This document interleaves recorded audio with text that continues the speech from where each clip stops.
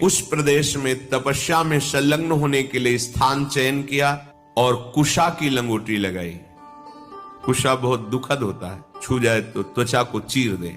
लंगोटी लगाई और एक दंड समीप में रख लिया और अपने गांडीव धनुष और तूणीर को वृक्ष की डाल पे से टांग दिया और हाथ जोड़कर भगवान शंकर की स्तुति करके निरंतर भजन में लग गए।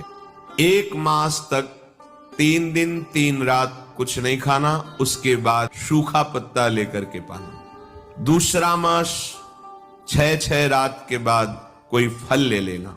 तीसरा महीना 15 दिन 15 रात व्यतीत होने के बाद एक बार कुछ फल ले लेना। चौथे महीने में केवल जल पीकर रहना, फिर जल भी छोड़कर केवल वायु श्वास बस।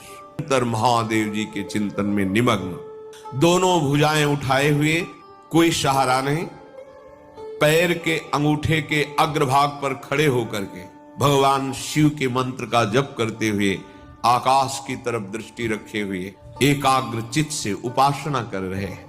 तदनंतर अर्जुन की भयंकर तपस्या को देख करके वहां रहने वाले जितने ब्रह्म ऋषि थे सब भगवान पिनाक पाणी महादेव जी के समीप गए और महादेव जी को प्रणाम करके कहा, देवाधिदेव अर्जुन आपके लिए महान तपस्या से युक्त होकर के उपासना कर रहे हैं। हिमालय के पृष्ठभाग में स्थित होकर ऐसी उग्र तपस्या कर रहे हैं कि यदि आपने उनको सांत्वना न दी जो वो चाहते हैं, तो दिशाओं में आग पैदा हो जाएगी उनके तप से। हे देव देवेश्वर, हम लोग कुछ समझ नहीं पा रहे कि उनको कैसे शांत करें। वे अपनी तपस्या का संताप प्रकट कर रहे हैं। हम महर्षि जन चिंतित हैं कि यदि वो ऐसी तपस्या में रहे तो आग पैदा हो जाएगी। जैसे ध्रुव जी ने अपनी प्राणवायु बंद कर ली तो त्रिभुवन की प्राणवायु बंद हो गई, तत्काल भगवान को आना पड़ा। पवित्र चित्त वाले इन महर्षियों की जो सदा सबको सुख देने में तत्पर रहते हैं, उनकी बात सुनकर भगवान देवाधिदेव महादेव ने कहा, महर्षियों मुझे पता है, तुम विषाद मत करो। अर्जुन की तपस्या किसी को कष्ट देने के लिए नहीं है। अर्जुन के मन में जो संकल्प है वो मैं जान रहा हूं। वो किसी लोकांतर के भोग की इच्छा से तपस्या नहीं कर रहे हैं। उन्हें जो पाना है वो मैं प्रदान करूंगा।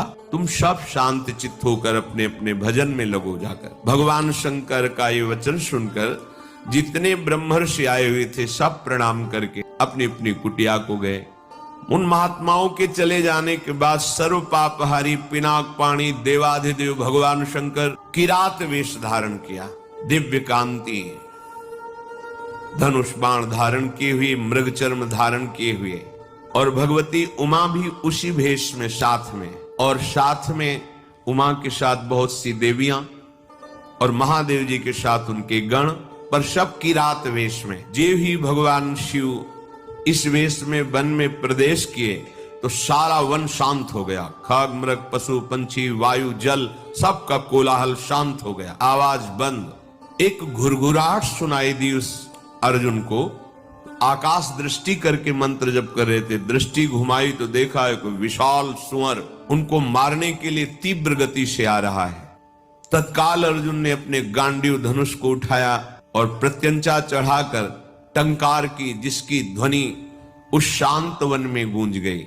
अर्जुन ने कहा, ऐ शुकर, मैं तपस्या में लगा हूं, किसी को कष्ट नहीं दे रहा हूं, फिर भी मुझे मारना पड़ेगा, क्योंकि तू बिना अपराध के मुझे मारने के लिए आ रहा है। सुदृढ़ धनुष वाले अर्जुन को प्रहार के लिए उद्यत देखकर किरात रूपधारी भगवान शिव ने सहसा रोका। ऐ वीर, इस शूकर को मैंने पहले शिकार रूप में निश्चित कर लिया है, तुम अपना बाण मत चला देना।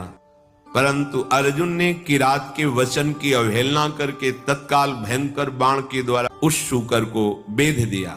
जैसे अर्जुन का बाण वैसे ही किरात वेशधारी भगवान शिव का बाण भी उसी जगह लगा। दोनों के छोड़े हुए बाण से सुअर रूप त्याग करके मूक दानों विशाल पर्वत की तरह वो अपने असली स्वरूप में आकर प्राण त्याग कर गिर पड़ा।